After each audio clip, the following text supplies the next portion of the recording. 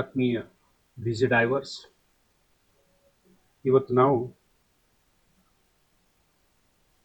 Interactive panel ಅಂದರೆ ಏನು, ಈ ಇಂಟರಾಕ್ಟಿವ್ ಪ್ಯಾನಲ್ದಲ್ಲಿ ಯಾವ ರೀತಿಯಾದಂತಹ ಶೈಕ್ಷಣಿಕ ಕೆಲಸಗಳನ್ನು ಮಾಡಬಹುದು, ಬೋಧಿಸಬಹುದು ಹಾಗೂ ಇನ್ನಿತರ ತಾಂತ್ರಿಕ ಅಂಶಗಳನ್ನು ಮಕ್ಕಳಿಗೆ ಹೇಗೆ ಕಲಿಸಬೇಕು ಅನ್ನೋದನ್ನು ಸ್ವಲ್ಪದರಲ್ಲಿ ಹೇಳುತ್ತೇನೆ. ನೋಡೋಣ. ಹಾಗಾದರೆ ತಾವುಗಳು ರೆಡಿ? ಬನ್ನಿ. ಇದು ಡಿಜಿಟಲ್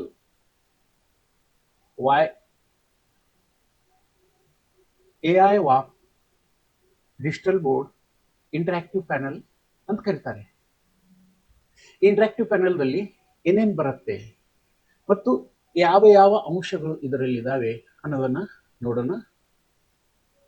ಮೊದಲಿಗೆ ನೋಡಿ, ಸ್ವಲ್ಪ ಟಚ್ ಮಾಡಿದ ತಕ್ಷಣ ಈ 1 2 3 4 5 6 7 ಟ್ಯಾಬ್ಗಳು ಓಪನ್ ಆಗ್ತವೆ.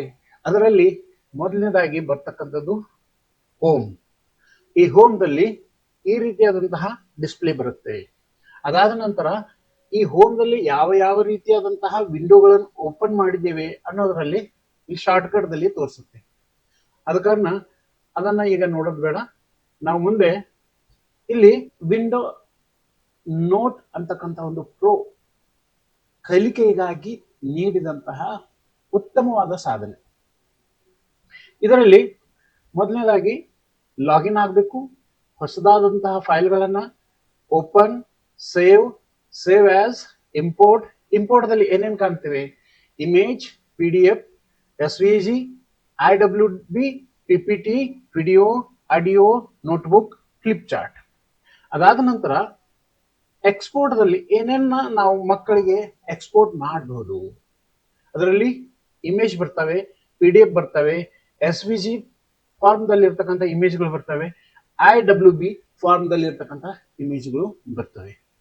ಅದಾದ ನಂತರ ನಾವು ಕಲಿಸಿದಂತಹ ಎಲ್ಲಾ ವಿಷಯ ವಸ್ತುಗಳನ್ನ ಎಲ್ಲಿ ಸೇವನೆ ಮಾಡಬಹುದು ಅಥವಾ ಎಲ್ಲಿಂದ ನಾವು ಇಂಪೋರ್ಟ್ ಮಾಡ್ಕೊಳ್ಬಹುದು ಅನ್ನೋದನ್ನ ನೋಡಿದಾಗ ನಮಗೆ ಒಂದು ಗೂಗಲ್ ಡ್ರೈವ್ ಸಿಗುತ್ತೆ, ಇನ್ನೊಂದು ಓಪನ್ ಡ್ರೈವ್ ಸಿಗುತ್ತೆ. ಇದರಲ್ಲಿ ಗೂಗಲ್ ಡ್ರೈವ್ ಹೋದಾಗ ನಮ್ಮ ಒಂದು ಕ್ರೆಡೆನ್ಷಿಯಲ್ ಅನ್ನು ಹಾಕಿ ನಮ್ಮ ಗೂಗಲ್ ಡ್ರೈವ್ ಅನ್ನು ಓಪನ್ ಮಾಡಿದಾಗ ನಾವು ಅಲ್ಲಿ ತಯಾರಿಸಿಟ್ಟಂತಹ PPTಗಳಿರ್ಬೋದು, ಗೂಗಲ್ ಡ್ರೈವ್ ದಲ್ಲಿ ಇರ್ತಕ್ಕಂತಹ ಡಾಕ್ಗಳಿರ್ಬೋದು ಅಥವಾ ಇನ್ನಿತರ ದಾಖಲೆಗಳಿರ್ಬೋದು, ಇಮೇಜ್ಗಳಿರ್ಬೋದು, ವಿಡಿಯೋಗಳಿರ್ಬೋದು, ಅವುಗಳ ಮುಖಾಂತರ ಮಕ್ಕಳಿಗೆ ನಾವು ಬೋಧಿಸಬಹುದು. ಅದರಿಂದ ಮತ್ತೆ ನಾವು ಮತ್ತೊಂದು ಸ್ಟೋರೇಜ್ದಲ್ಲಿ ಹೋದಾಗ ನಮಗೆ ಇಷ್ಟೆಲ್ಲ ರೀತಿಯಾದಂತಹ ಫೋಲ್ಡರ್ಗಳು ಸಿಗ್ತವೆ. ಇಲ್ಲಿ ನಾವು ಯಾವುದೇ ರೀತಿಯಾದಂತಹ ಇನ್ನೂವರೆಗೆ ಉಪಯೋಗ ಮಾಡಿಲ್ಲ. ಆದ ಕಾರಣ ಇಲ್ಲಿ ಇರ್ತಕ್ಕಂತಹ DCM ಫೈಲ್ ಅನ್ನು ಓಪನ್ ಮಾಡಿದಾಗ ಈ ರೀತಿಯಾದಂತಹ ಕೆಲವೊಂದು ಶಾಂಪಲ್ ಆಗಿ ನಾನು ಓಪನ್ ಮಾಡಿ ತೋರಿಸ್ತೀನಿ. ಆದರೆ ಇದರಲ್ಲಿ ಯಾವುದೇ ರೀತಿಯಾದಂತಹ ನಾನು ದಾಖಲೆಗಳು ಇಟ್ಟಿಲ್ಲ.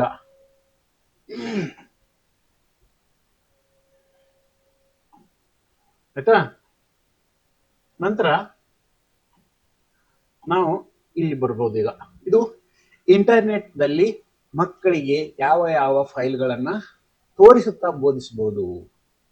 ನೋಡಿ, ಮೊದಲಿಗೆ ನನ್ನ ಯೂಟ್ಯೂಬ್ ಚಾನೆಲ್ ಓಪನ್ ಆಗ್ತಾ ಇದೆ, digitalgnan.com. ಇದರಲ್ಲಿ ನಾನು ತಯಾರಿಸಿದಂತಹ ಹಲವಾರು ವಿಡಿಯೋಗಳಿವೆ. ಅವುಗಳನ್ನ ನಾವು ಉಪಯೋಗಿಸಿದಂತಹ ಎಲ್ಲಾ ವಿಡಿಯೋಗಳ ಮುಖಾಂತರ ಮಕ್ಕಳಿಗೆ ಬೋಧಿಸಬಹುದು. ಇದರಲ್ಲಿ ಹೋಮ್ ಇದೆ, ವಿಡಿಯೋ ಇದೆ, ಶಾರ್ಟ್ ಇದೆ, ಪ್ಲೇ ಲಿಸ್ಟ್ ಇದೆ, ಕಮ್ಯುನಿಟಿ ಇದೆ. ಸೊ ಫಾರ್ ಎಕ್ಸಾಂಪಲ್, ನಾನು ನಿಮಗೆ ತೋರಿಸಬಹುದಾದಂತಹ ಒಂದು ವಿಡಿಯೋ ಅಂದ್ರೆ ಇದು B.Ed ಥಿಯರಿ ಎಕ್ಸಾಮ್ಗೆ ಮಕ್ಕಳಿಗೆ ಯಾವ ರೀತಿಯಾಗಿ ಸ್ಫೂರ್ತಿಯ ವಿಶಸ್ಗಳನ್ನ ಹೇಳಿರುವ ನನ್ನ ಒಂದು ವಿಡಿಯೋ. ಇದ್ರ ಮುಖಾಂತರ ನಾನು ನಿಮಗೆ ಸ್ವಲ್ಪ ಎಕ್ಸ್ಪ್ಲೇನ್ ಅನ್ನ ಮಾಡ್ತಾ ಇದ್ದೇನೆ. ಓಕೆ, ಮತ್ತೆ ನಾನು ಬ್ಯಾಕಿಗೆ ಹೋಗ್ತೇನೆ. ಅದಾದ ನಂತರ ನಾವು ಇನ್ನೊಂದು ಟ್ಯಾಬ್ಗೆ ಹೋಗ್ಬೋದು. ಅದ್ಯಾವುದಂದ್ರೆ ಇಲ್ಲಿ ಬ್ರೌಸರ್ ಬರುತ್ತೆ, ಸ್ಟೋರೇಜ್ ಅಂದ್ರೆ ಆನ್ಲೈನ್ ಟೀಚ್ ಮಾಡ್ತಕ್ಕಂಥ ಬೈಟೆಲೋ ಕ್ಲಾಸ್ ಬರುತ್ತೆ, ಅನಂತರ Bytello DMS, cloud drive, finder and get store. ಆರ್ ಮತ್ತೊಂದು ಬರುತ್ತೆ, ಇದು ಪೇಂಟ್ ಪ್ಲೇಟ್. ಪೇಂಟ್ ಪ್ಲೇಟ್ ಅಂದ್ರೆ ಏನು? ಇದರಿಂದ ನಾವು ಏನನ್ನ ಬರೆಯೋದ್ರ ಮುಖಾಂತರ, ವಿವರಣೆ ಮಾಡೋದ್ರ ಮುಖಾಂತರ ನೋಡಿ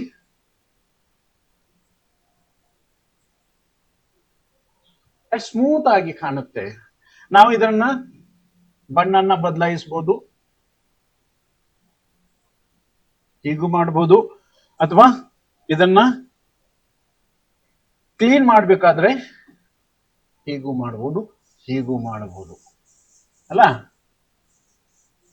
ನೋಡಿ ಈಗ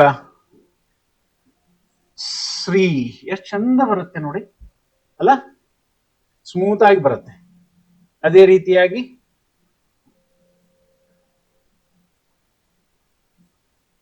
ಎಸ್ ಕರೆಕ್ಟ್ ಬರ್ತಾ ಇದೆ. ಹಾ,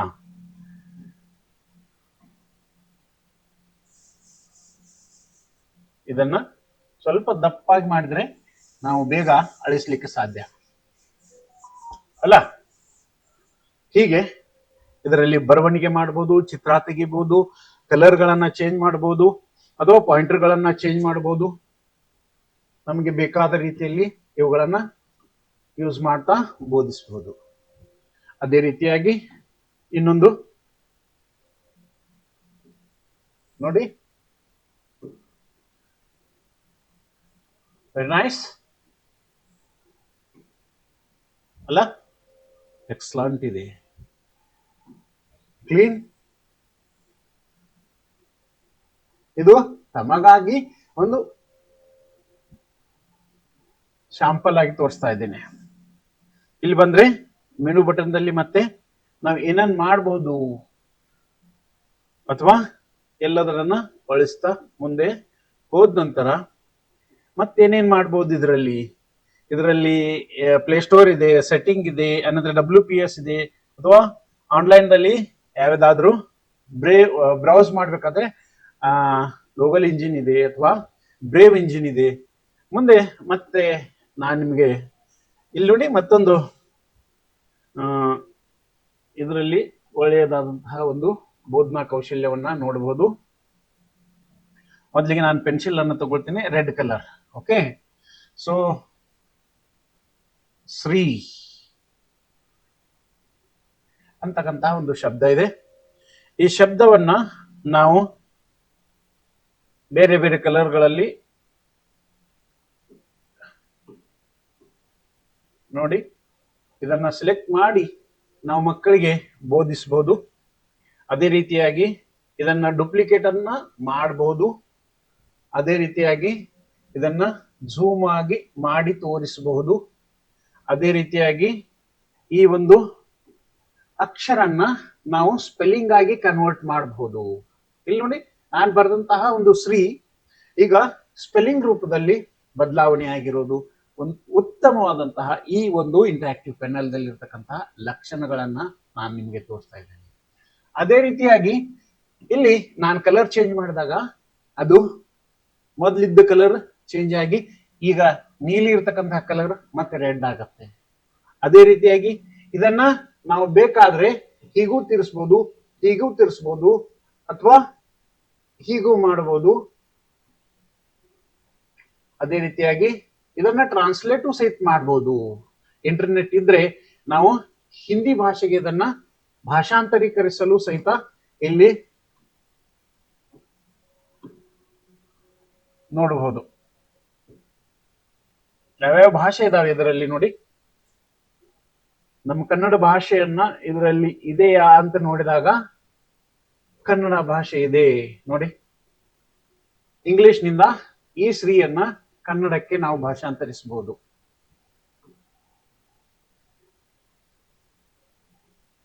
ಈ ಒಂದು ಇಂಗ್ಲಿಷ್ ರಿಫ್ರೆಶಿಂಗ್, ಪ್ಲೀಸ್ ವೇಟ್. ನೋಡಿ, ಈ ಶ್ರೀ ನಾನು ಬರೆದಂತಹ ಕೈಯಿಂದ ಬರೆದಂತಹ ಶ್ರೀ ಮುಂದೆ ಅದು ಕನ್ವರ್ಟ್ ಆಗಿ ಅಕ್ಷರಗಳ ರೂಪದಲ್ಲಿ ಕನ್ವರ್ಟ್ ಆಗುತ್ತೆ. ಅದನ್ನ ಮುಂದೆ ನಾನು ನಿಮಗೆ ಟ್ರಾನ್ಸ್ಲೇಟ್ ಮಾಡಿದಾಗ ಏನಾಗುತ್ತೆ, ಶ್ರೀ ಕನ್ನಡದಲ್ಲಿ ಟ್ರಾನ್ಸ್ಲೇಟ್ ಆಗಿರೋದನ್ನ ಇಲ್ಲಿ ನೋಡಬಹುದು ಅಲ್ಲ. ನೋಡಿ, ಶ್ರೀ ಇದು ಕನ್ನಡದಲ್ಲಿ, ಇದು ಇಂಗ್ಲಿಷ್ ನಲ್ಲಿ ನಾನು ಬರೆದಿರೋದು, ನಾನು ಫಿನಿಶ್ ಮಾಡಿದೆ. ಹೀಗೆ ಹಲವಾರು ಅಂಶಗಳನ್ನ ಈ ಒಂದು ಇಂಟರಾಕ್ಟಿವ್ ಪ್ಯಾನೆಲ್ ನಲ್ಲಿ ನೋಡಬಹುದು. ಮುಂದೆ ನಾನು ಮತ್ತೆ ಹೋಗ್ತೇನೆ. ಈಗ ಇಲ್ಲಿ 2 ಬಟನ್ಗಳಿದ್ದಾವೆ. ಮೊದಲನೇದಾಗಿ ಇದು ಪೆನ್ ಇದೆ, ಇದರಲ್ಲಿ 2 ಸ್ಟೈಲಸ್ಗಳಿದ್ದಾವೆ. ಇದರಲ್ಲಿ ಹೀಗೆ ಮಾಡಿದಾಗ ಎಸ್ ಶ್ರೀ ಅಂತ ಬರುತ್ತೆ. ಅದನ್ನ ಈ ಎ ಬಿ ಅಂತಿದೆ, ಅದಕ್ಕೆ ಸೆಲೆಕ್ಟ್ ಮಾಡಿದಾಗ ನೋಡಿ, ಇದು ಒಂದು ರೀತಿಯಾದಂತಹ ಕರ್ಸರ್ ಅನ್ನ ತೋರಿಸುತ್ತೆ. ಇದು ನೋಡಿ, ಎಸ್ ಈ ಶ್ರೀಗೆ ಬೇಕಾಗಿರತಕ್ಕಂತಹ ಚಿತ್ರಗಳನ್ನ ಹಾಕಬಹುದು, ರೈಟ್ ಅಲ್ಲ. ಬಾರ್ಡರ್ ಗಳನ್ನ ಹಾಕಬಹುದು ಟೆಕ್ಸ್ಟ್ಗೆ. ಅದೇ ರೀತಿಯಾಗಿ ಚಂದ್ರ ಬೇಕಾಗಿದ್ದ ಅಂದ್ರೆ ಚಂದ್ರದಲ್ಲಿ ಅದನ್ನ ಹಾಕಬಹುದು. ಹೀಗೆ ಇದರಲ್ಲಿ ಇನ್ನೊಂದು ನಾವು ಕಂಪಾಸ್ ಅನ್ನ ಸಹಿತ ಇದರಲ್ಲಿ ಯೂಸ್ ಮಾಡುತ್ತಾ ಬೋಧಿಸುವ ಒಂದು ಕೌಶಲ್ಯವನ್ನ ನೋಡಬಹುದು.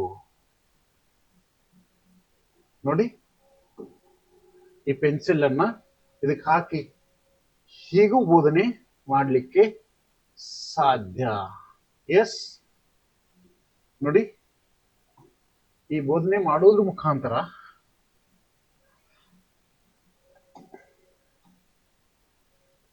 ನಾವು ನಮ್ಮ ಹಲವಾರು ಅಂಶಗಳನ್ನ ಇದರಲ್ಲಿ ನೋಡಬಹುದು. Next geometry. ಇಲ್ಲಿ ತ್ರಿಜ್ಯ ಇದೆ. ಒಂದು ವೇಳೆ ನಮಗೆ ಇದನ್ನ ಬೇಕಾದ ರೀತಿಯಲ್ಲಿ ಹೀಗೆ ಯೂಸ್ ಮಾಡಿಕೊಂಡು ಮಕ್ಕಳಿಗೆ ಬೋಧಿಸಲಿಕ್ಕೆ ಉತ್ತಮವಾದಂತಹ ಬೋಧನೋಪಕರಣ ಇದಾಗಿದೆ.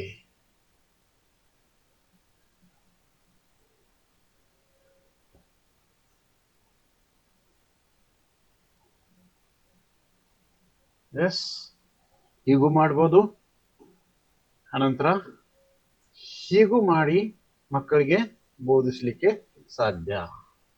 ಕರೆಕ್ಟ್ ಹೇಳ್ತಾ ಇದೆಯಲ್ಲ. ಇದು ಒಂದು ರೀತಿಯದ್ದು, ಇದು ಒಂದು ರೀತಿಯದ್ದು. ಓಕೆ, ನೆಕ್ಸ್ಟ್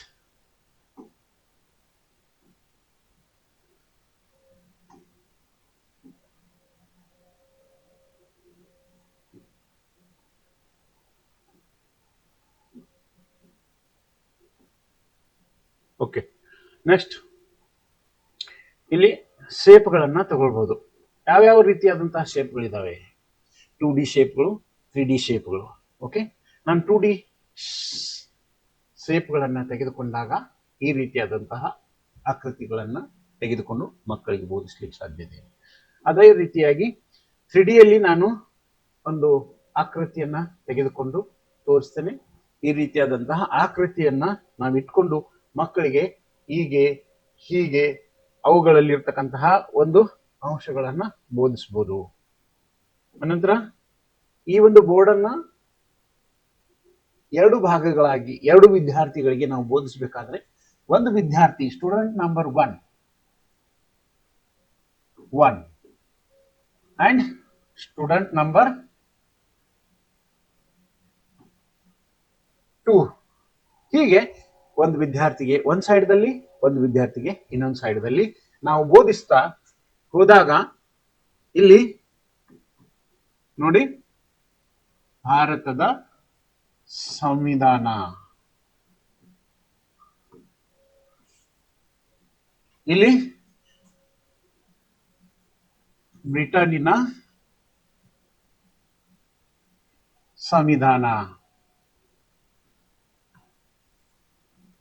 ಹೀಗೆ ಮಕ್ಕಳಿಗೆ 2 ಭಾಗಗಳಾಗಿ ಮಾಡ್ತಾ, 3 ಮಕ್ಕಳಿಗಿದ್ರೆ 3 ಭಾಗಗಳಾಗಿ ಮಾಡಬಹುದು, 4 ಇದ್ರೆ 4 ಭಾಗಗಳಾಗಿ ಮಾಡೋದ್ರ ಮುಖಾಂತರ ನಾವು ಬೋಧನೆ ಮಾಡೋದ್ರಿಂದ ಎಫೆಕ್ಟ್ ಆಗಿ ಪರಿಣಾಮಕಾರಿಯಾಗಿ ಬೋಧನೆ ಮಾಡಲಿಕ್ಕೆ ಸಾಧ್ಯ ಇದೆ. ನೆಕ್ಸ್ಟ್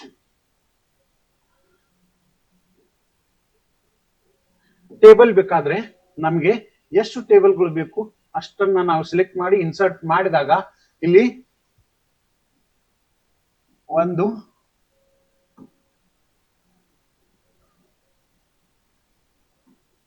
ಇಲ್ಲಿ 2 3 1 ಹೀಗೆ ನಾವು ರವಿ ಅನಂತರ ಸೋಮು ಅಥವಾ ಸೂರ್ಯ ಹೀಗೆ ಬೇರೆ ಬೇರೆ ಹೆಸರುಗಳನ್ನು ಹಾಕ್ತಾ ಅವರಿಗೆ ಬೋಧನೆ ಮಾಡೋದ್ರಲ್ಲಿ ನಾವು ನಮಗೆ ಬೇಕಾದ ರೀತಿಯಲ್ಲಿ ಅವರ ಬೋಧನಾ ಕೌಶಲ್ಯಗಳಲ್ಲಿ ಅಥವಾ ಅವರು ತೆಗೆದುಕೊಂಡಿರುವ ಅಂಕಗಳನ್ನ ಟೇಬಲ್ ರೂಪದಲ್ಲಿ ಫಲಿತಾಂಶಗಳನ್ನ ಇದರಲ್ಲಿ ಬೋಧಿಸಲಿಕ್ಕೆ ಸಾಧ್ಯ. ಅದಾದ ನಂತರ ಈ ಒಂದು ಪ್ಯಾನೆಲ್ ನಲ್ಲಿ ಇದಕ್ಕೆ ನಾವೇನಂತೇವೆ ಅಂದ್ರೆ ಮೈಂಡ್ ಮ್ಯಾಪಿಂಗ್. ಈ ಮೈಂಡ್ ಮ್ಯಾಪಿಂಗ್ ನಲ್ಲಿ ಏನನ್ನ ನಾವು ತೋರಿಸ್ತಾ ಇದ್ದೇವೆ ಅಂದ್ರೆ ಕರ್ನಾಟಕ,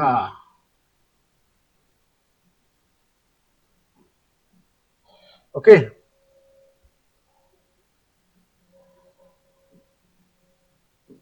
ಓಕೆ, ಕರ್ನಾಟಕದ ರಾಜಧಾನಿ ಯಾವುದು? ಬೆಂಗಳೂರು.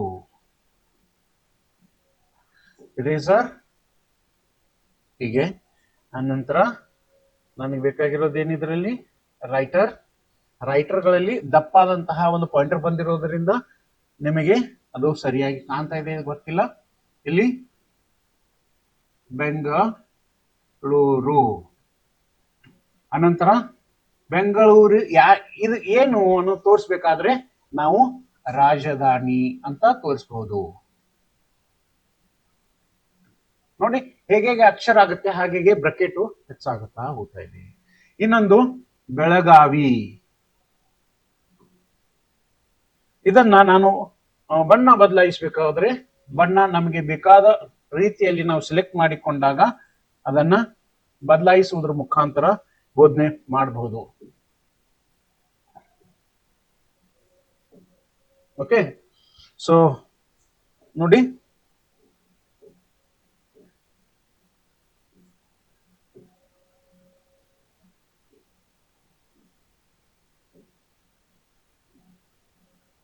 ಬೆಳಗಾವಿಯನ್ನ ನಾನೇನ್ ಮಾಡ್ತೀನಿ ಈಗ,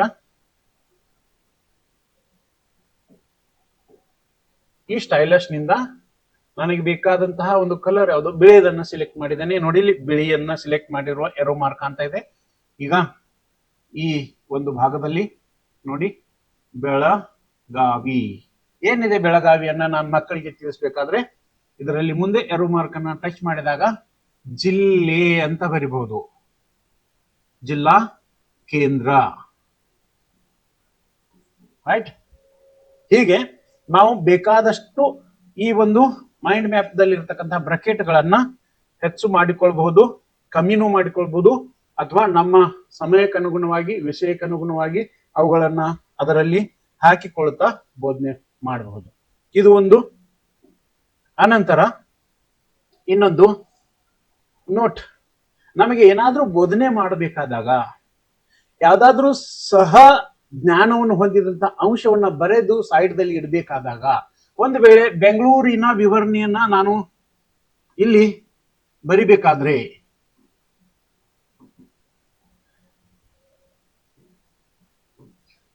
ಕೆಂಪೆ ಗೌಡ, ಓಕೆ, ಆಗ ನಾನು ಓಕೆ ಅಂದಾಗ ಈ ಒಂದು ನೋಟ್ ಪಾಯಿಂಟ್ ಸೈಡ್ ಬಂದು ನಿಂದಿರುತ್ತೆ. ಮತ್ತೆ ಏನಾದ್ರೂ ಬೇಕಾದ್ರೆ ಹೀಗೆ ಹಲವಾರು ರೀತಿಯಾದಂತಹ ಒಂದು ನೋಟ್ ಪಾಯಿಂಟ್ ಗಳನ್ನ ಅಲ್ಲಿ ಬರೆದಿಡಬಹುದು. ಅನಂತರ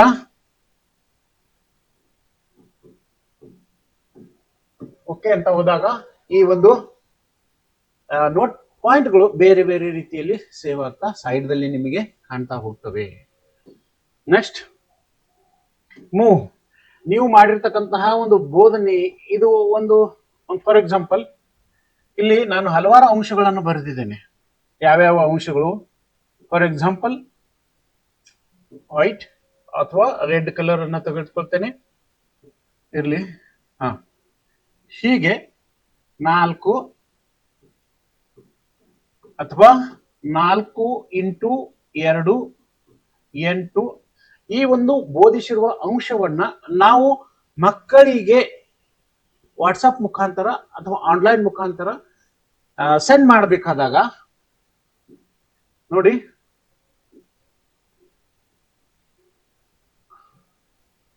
ಇದನ್ನ ಹೀಗೆ ದೊಡ್ಡದು ಮಾಡಿ ಕಲಿಸ್ಬೋದು. ಇದನ್ನ ಮಕ್ಕಳಿಗೆ ನಾವು ಇದೇ ರೀತಿಯಾದಂತಹ ಬ್ರಕೆಟ್ ಅನ್ನ ಮಕ್ಕಳಿಗೆ ವಾಟ್ಸಪ್ ನಲ್ಲಿ ಬೋಧಿಸ್ಲಿಕ್ಕೆ ಅಥವಾ ಅವರಿಗೆ ಹೋಮ್ವರ್ಕ್ ಮಾಡಲಿಕ್ಕೆ ಕಳಿಸ್ಕೊಡ್ಲಿಕ್ಕೆ ಸಾಧ್ಯವಿದೆ. ಈ ರೀತಿಯಾದಂತಹ ಕೆಲವೊಂದು ಮುಖ್ಯ ಅಂಶಗಳನ್ನ ಬೋಧಿಸ್ತಾ ಇದ್ದೇನೆ, ಅದ ನಾನು ಕಲಿತಾ ನಿಮಗೆ ತಿಳಿಸ್ಕೊಡ್ತಾ ಇದ್ದೇನೆ. ಇನ್ನ ಇಲ್ಲಿ ಇಂಗ್ಲಿಷ್ ಅನ್ನ ಬರಿಬೇಕಾದ್ರೆ, for example cursive handwriting ಬರಿಬೇಕಾದ್ರೆ ಹೀಗೆ ನೋಡಿ, ಈ ಅಕ್ಷರನ್ನ ಇಲ್ಲಿ ಕಂಡುಕೊಳ್ಬಹುದು. ಹೀಗೆ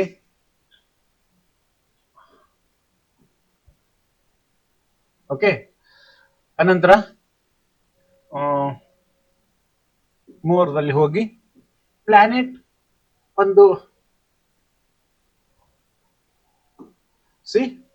ಈ ಒಂದು ಭೂಗೋಳವನ್ನು ಬೋಧನೆ ಮಾಡಬೇಕಾದ್ರೆ ಇದನ್ನ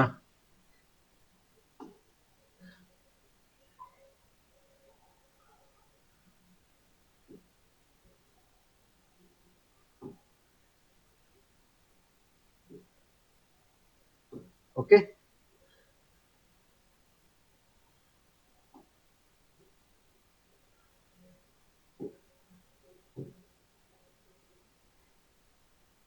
ಈ ಬೋಧನೆಯ ಒಂದು ಅಂಶವನ್ನು ಮಕ್ಕಳಿಗೆ ಕೆಲವೊಂದು ರೀತಿಯಲ್ಲಿ ಬೋಧಿಸ್ತಾ ಇರುವಾಗ ಈ ಒಂದು ಕನ್ಸೆಪ್ಟ್ ಮೇಲೆ ನಾವು ಉದಾಹರಣೆಗಳನ್ನು ತೆಗೆದುಕೊಂಡು ಬೋಧಿಸ್ತಾ ಇರುವಾಗ, ಫಾರ್ ಎಕ್ಸಾಂಪಲ್ ಇಂಟರಾಕ್ಟಿವ್ ಕೆಲವೊಂದು ಉದಾಹರಣೆಗಳಿದಾವೆ, ಕೆಲವೊಂದು ಕನ್ಸೆಪ್ಟ್ಗಳಿದಾವೆ, ಆ ಪರಿಕಲ್ಪನೆಗಳನ್ನ ತೆಗೆದುಕೊಂಡು ಬೋಧಿಸಲು ಇಲ್ಲಿ ಅವಕಾಶ ಇದೆ. ಫಾರ್ ಎಕ್ಸಾಂಪಲ್ ಇಂಟ್ರೋ ಇಂದ ನಾವು ಕಲಿಸಬಹುದು.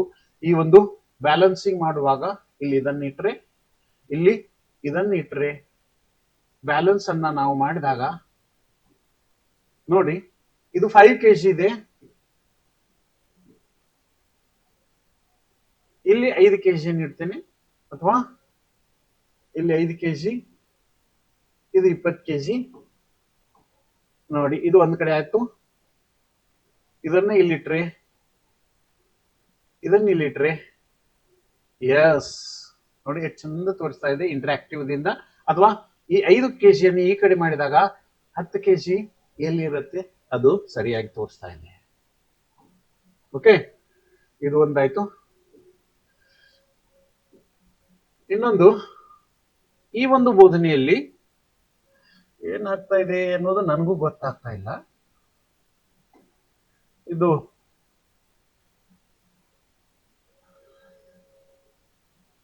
ಅಲ್ಲ,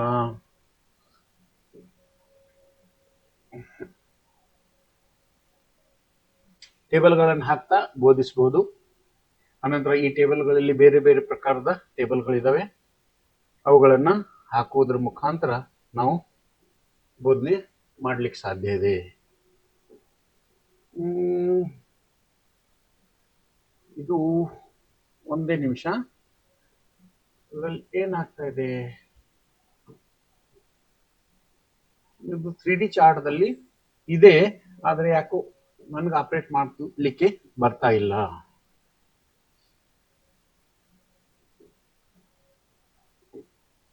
ನೆಕ್ಸ್ಟ್ ಒಂದು ವೇಳೆ ನಾನೆಲ್ಲ ಕ್ಲೀನ್ ಮಾಡ್ತೇನೆ ಮೊದಲು. ಆನ್ಲೈನ್ ದಿಂದಲೂ ಸಹಿತ ನಾವಿಲ್ಲಿ ಬೋಧನೆ ಮಾಡಲಿಕ್ಕೆ ಸಾಧ್ಯ ಇದೆ. ನೋಡಿ, ಇಲ್ಲಿ ನಾವು ಎಷ್ಟು ವಿಂಡೋಗಳನ್ನು ಓಪನ್ ಮಾಡಿದ್ದೇವೆ ಅವೆಲ್ಲ ವಿಂಡೋಗಳು ಇಲ್ಲಿ ಕಾಣ್ತವೆ.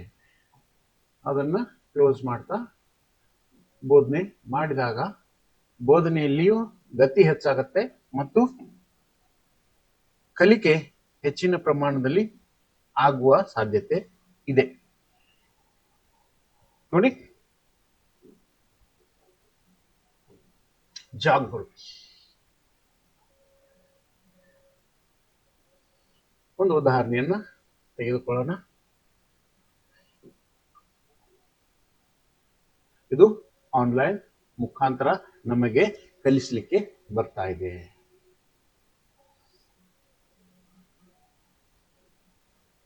ಅದರಲ್ಲಿ ಆಟ ಆಡುವುದರ ಮುಖಾಂತರ ಮತ್ತು ಕಲಿಕೆಯನ್ನ ಯಶಸ್ವಿಯಾಗಿ ಮಾಡೋದನ್ನ ಇಲ್ಲಿ ಕಂಡುಕೊಳ್ಬಹುದು. ಓಕೆ,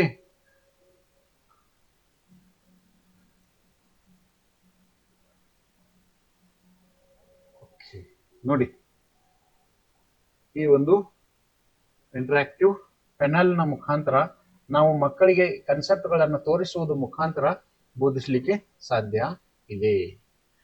ಈ ಒಂದು ಪಿಕ್ಚರ್ ಅನ್ನ ಆಟದ ರೂಪದಲ್ಲಿ ಮಕ್ಕಳಿಗೆ ತೋರಿಸುವಾಗ ಇಲ್ಲಿ ಕೆಲವೊಂದು ಅಂಶಗಳನ್ನ ನಾವು ಕಂಡುಕೊಳ್ಬಹುದು. ನೋಡಿ, ನಮಗೆ ಬೇಕಾದ ರೀತಿಯಲ್ಲಿ ಇದನ್ನ ಮೂವ್ ಮಾಡ್ಕೊಳ್ತಾ ಹೋಗ್ಬಹುದು. ಇದನ್ನ ಈ ಕಡೆ ತೆಗೆದುಕೊಳ್ಳಬಹುದು, ಇದನ್ನ ಈ ಕಡೆ ತೆಗೆದುಕೊಳ್ಳಬಹುದು, ಇದನ್ನ ಈ ಕಡೆ ತೆಗೆದುಕೊಳ್ಳಬಹುದು. ನೋಡಿ, ದೊಡ್ಡದ ರೀತಿಯಲ್ಲಿ ನಾವು ಮಕ್ಕಳಿಗೆ ಈಸಿಯಾಗಿ ಬೋಧಿಸಲಿಕ್ಕೆ ಸಾಧ್ಯ. Next,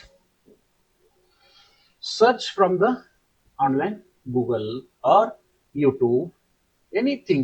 For example, online picture. So I am writing here roads, ROSE, roads. So ಪಿಕ್ಚರ್ಗಳೊಂದು ವೇಳೆ ನಾವು ಸ್ಟೋರ್ ಮಾಡಿಟ್ಟಾಗ ಅವು ಇಲ್ಲಿ ನಮಗೆ ಸಿಗುತ್ತವೆ. ಇಲ್ಲೇಂದ್ರೆ no result of your search were found, ಯಾಕಂದ್ರೆ ನಾನು ಇನ್ನುವರೆಗೆ ಅದನ್ನ ಉಪಯೋಗಿಸಿಲ್ಲ. ಈಗ ವಿಡಿಯೋಕ್ಕೆ ಹೋಗ್ತೇನೆ. ಇಲ್ಲಿ ನನಗೆ ಬೇಕಾಗಿರ್ತಕ್ಕಂತಹ ಒಂದು ವಿಡಿಯೋವನ್ನ ಹಾಕ್ತೇನೆ. ಅದು ಚಾಣಕ್ಯ.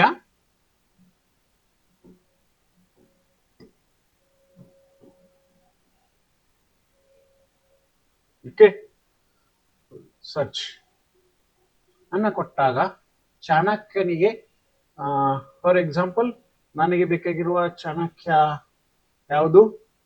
ಇದು. ಓಕೆ, ಇನ್ಸರ್ಟ್ ಅನ್ಬೇಕು. ನಾನು ಇನ್ಸರ್ಟ್ ಅಂತ ಇಲ್ಲ, ಹೀಗೆ ಈ ಚಾಣಕ್ಯನನ್ನ ನಾನು ಇಲ್ಲಿ ಇನ್ಸರ್ಟ್ ಮಾಡ್ತಾ ಮಕ್ಕಳಿಗೆ ಬೋಧನೆ ಮಾಡಲಿಕ್ಕೆ ಸಾಧ್ಯ. ಒಳ್ಳೆಯದಾದಂತಹ ಒಂದು ಲಕ್ಷಣಗಳಿದ್ದಾವೆ, ನಾವು ಕಲಿಬೇಕು. ನನಗೂ ಹೊಸದಾಗಿದ್ದೇನೆ, ನನಗೂ ಗೊತ್ತಿಲ್ಲ. ಈ ಒಂದು ಚಾಣಕ್ಯನ ವಿಡಿಯೋವನ್ನ ಪ್ಲೇ ಮಾಡಬೇಕಾದ್ರೆ ನಾನು ಪ್ಲೇ ಅಂತ ಬಟನ್ ಹಾಕಿದ್ದೇನೆ. ಇಲ್ಲಿ ಪ್ಲೇ ಆಗ್ತಾ ಇದೆ. ನೋಡಿ, ಪ್ಲೇ ಆಗ್ತಾ ಇದೆ. ओके, चाणक्य भारत का सबसे स्मार्टेस्ट इंसान आपको एक बेहतर इन्फ्लुएंसर बना सकता है, आपको बिजनेस में प्रॉफिट करा सकता है, आपको रिलेशनशिप और इसका राज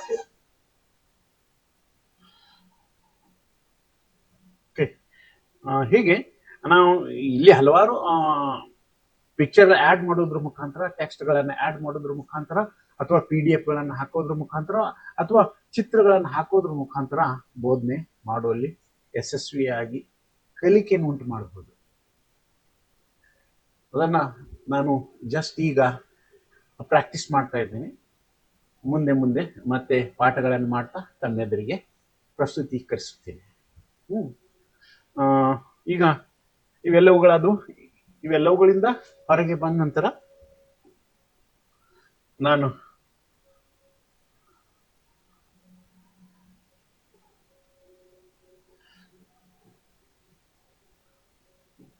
ಈ ರೀತಿಯಾಗಿ ಬೇರೆ ಬೇರೆ ಪಾಠಗಳಿರುವಂತಹ ಒಂದು ಉದಾಹರಣೆಗಳನ್ನ ಮಕ್ಕಳಿಗೆ ತೋರಿಸುತ್ತಾ ಬೋಧಿಸಬಹುದು. ಫಾರ್ ಎಕ್ಸಾಂಪಲ್, ಇಲ್ಲಿ ಇದು ನನ್ನ ಚಾನಲ್ ಇದೆ.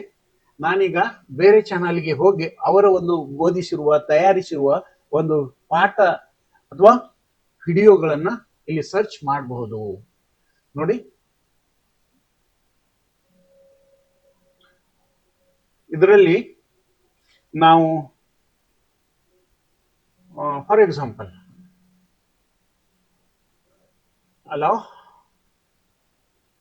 while using, ನಾನೀಗ ಮೈಕ್ ಅನ್ನು ಯೂಸ್ ಮಾಡ್ತೇನೆ.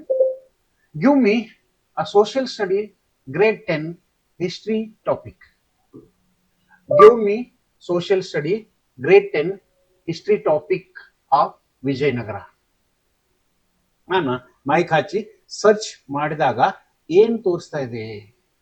ಡಿಡ್ ನಾಟ್ ಹಿಯರ್ ದಟ್, ನನ್ನ ಒಂದು ಭಾಷೆ ಅಥವಾ ಅದು ಕೇಳಿಸ್ಲಿಲ್ಲ ಅಂತ ಇದೆ. ಮತ್ತೊಮ್ಮೆ ಹೇಳ್ತೇನೆ, Krishna Devaraya the great of Vijayanagara empire. ನಾನು ಕೃಷ್ಣ ದೇವರಾಯನನ್ನ ತೋರಿಸು ಅಂತ ಕೇಳಿದಾಗ ಡಿಡ್ ನಾಟ್ ಹಿಯರ್ ದ ಅಂತ ಇದೆ. ವಿಜಯನಗರ ಎಂಪೈರ್.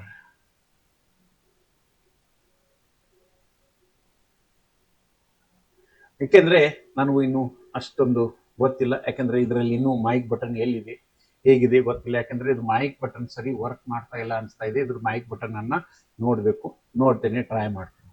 ಓಕೆ, ಆದರೆ ನಾವು ಮೈಕ್ ಮುಖಾಂತರ ವಾಯ್ಸ್ ಟೈಪಿಂಗ್ ಮುಖಾಂತರ ಪಾಠಗಳನ್ನು ಶೋಧ ಮಾಡಲಿಕ್ಕೆ ಸಾಧ್ಯ ಇದೆ. ಈಗ ನಾನು ತೋರಿಸುವಂತಹ ಕೆಲವೊಂದು ಪಾಠಗಳನ್ನು ಇಲ್ಲಿ ನಿಮ್ಮೆದುರಿಗೆ, how to make sliding curtain, ಕೆಲವೊಂದು ಟಾಪಿಕ್ಗಳಿದ್ದಾವೆ. ಅವುಗಳಲ್ಲಿ ಏನೇನಿದ್ದಾವೆ ಅವುಗಳನ್ನು ನೋಡೋಣ. ಅಥವಾ ಹೋಮ್ ಪೇಜಿಗೆ ಹೋಗೋಣ. ಹೋಮ್ ಪೇಜಿಗೆ ಹೋದ ನಂತರ ಇಲ್ಲೊಂದು ಟಾಪಿಕನ್ನು ಹಾಕೋಣ. Grade 10 social science.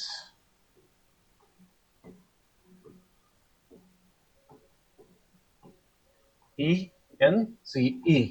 See, so many topics are exhibited in various ways. For example, I'm taking here the first topic is social science chapter 1. Okay, see, NCERT 10 class history chapter 1, rise of nationalism in CBSE. Okay, see, ಈ ರೀತಿಯಾಗಿ ನಾವು ಪಠ್ಯಗಳನ್ನು ಶೋಧಿಸುತ್ತಾ ದೀಕ್ಷಾದಲ್ಲಿ ಹೋಗ್ಬೋದು ಅಥವಾ ಮತ್ತೆ ಯಾವ್ಯಾವ ವಿಡಿಯೋಗಳ ಮುಖಾಂತರ ಹೋಗ್ಬೋದು. ಅದರ ಮುಖಾಂತರ ಮಕ್ಕಳಿಗೆ ಬೋಧಿಸಲಿಕ್ಕೆ ಸಾಧ್ಯವಿದೆ. ನಮ್ಮದೇ ಆದಂತಹ ಪಾಠಗಳನ್ನು ಸಹಿತ ಮಾಡ್ತಾ ಬೋಧಿಸಬಹುದು. So see, welcome. We'll start with the very first chapter of history. Yes. That talks about the rise of nationalism in Europe. ಈ ಒಂದು ಇಂಟರಾಕ್ಟಿವ್ ಪ್ಯಾನೆಲ್ ನಲ್ಲಿ ಅತಿ ಉತ್ತಮವಾದ ಲಕ್ಷಣಗಳನ್ನು ನೋಡಬಹುದು. And how things worked around. Okay. Today we would try to understand how the feeling of nationalism arose. Okay. ಹೀಗೆ ನಾವು ಕೆಲವೊಂದು ಲಕ್ಷಣಗಳನ್ನು ಈ ಒಂದು ಪ್ಯಾನೆಲ್ ನಲ್ಲಿ ಏನೇನು ಉಂಟು ಅನ್ನೋದನ್ನ ನೋಡಿದೆವು. ಈಗ ಇದನ್ನ ಕ್ಲೋಸ್ ಮಾಡ್ತಾ ನಾನು ಕೆಲವೊಂದು ಶಬ್ದಗಳನ್ನು, ವರ್ಡ್ಗಳನ್ನು ತಮ್ಮೆದುರಿಗೆ ಹೇಳ್ತೇನೆ. ನೋಡಿ,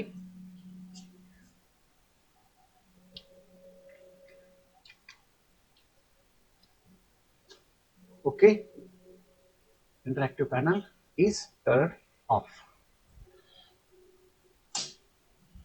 ಈಗ ಆತ್ಮೀಯ ನನ್ನ ಡಿಜಿ ಡೈವರ್ಸ್ ಅಂತ ನಿಮ್ಮನ್ನು ಕರಿತಾ ಇದ್ದೇನೆ. ನೀವು ನನ್ನ ಚಾನಲಿನ ವೀಕ್ಷಕರು.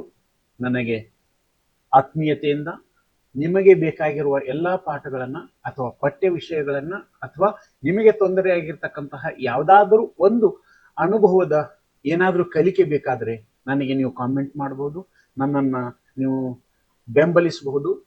ಯಾವ ರೀತಿಯಾಗಿ ಬೆಂಬಲಿಸ್ತೀರಾ? ನನಗೆ ನೀವು ಸಬ್ಸ್ಕ್ರೈಬ್ ಮಾಡ್ತಾ, ಮೆಸೇಜ್ ಮಾಡ್ತಾ, ಕಾಮೆಂಟ್ ಮಾಡ್ತಾ ನನ್ನನ್ನು ಮುಂದಿನ ದಿನಗಳಲ್ಲಿ ದಿನದಿಂದ ದಿನಕ್ಕೆ, ವಾರದಿಂದ ವಾರಕ್ಕೆ, ತಿಂಗಳಿಂದ ತಿಂಗಳಿಗೆ ನಾನು ಹಲವಾರು ಈ ರೀತಿಯಾದಂತಹ ಒಂದು ಪಠ್ಯವನ್ನ ನಿಮಗೆ ಜ್ಞಾನ ವೃದ್ಧಿಸುವಂತಹ ಎಲ್ಲ ಅಂಶಗಳನ್ನು ಕಲಿಕೆ ರೂಪದಲ್ಲಿ ನೀಡುತ್ತೇನೆ. ಆದರೆ ತಾವು ಈ ರೀತಿಯಾದಂತಹ ನಾನು ಮಾಡಿದಂತಹ ಎಲ್ಲ ಶ್ರಮಕ್ಕೆ ನನಗೆ ಬೆಂಬಲಿಸಬೇಕಾದ್ರೆ ನನ್ನ ಈ ಚಾನಲನ್ನು ಸಬ್ಸ್ಕ್ರೈಬ್ ಮಾಡೋದನ್ನ ಮರಿಬಾರ್ದು. ಚಾನಲನ್ನು ಹಿಟ್ ಬಟನ್ ಅನ್ನ, ಬೆಲ್ ಐಕಾನ್ ಅನ್ನ ಕ್ಲಿಕ್ ಮಾಡಬೇಕು ಅಂತ ಕೇಳ್ಕೊಳ್ತೇನೆ. ಹಾಗಾದ್ರೆ ನನ್ನ ಒಂದು ಆತ್ಮೀಯ ವೀಕ್ಷಕರಿಗೆ ನಾನು ಡಿಜಿ ಡೈವರ್ಸ್ ಅಂತ ಕರಿತಾ ಇದ್ದೇನೆ.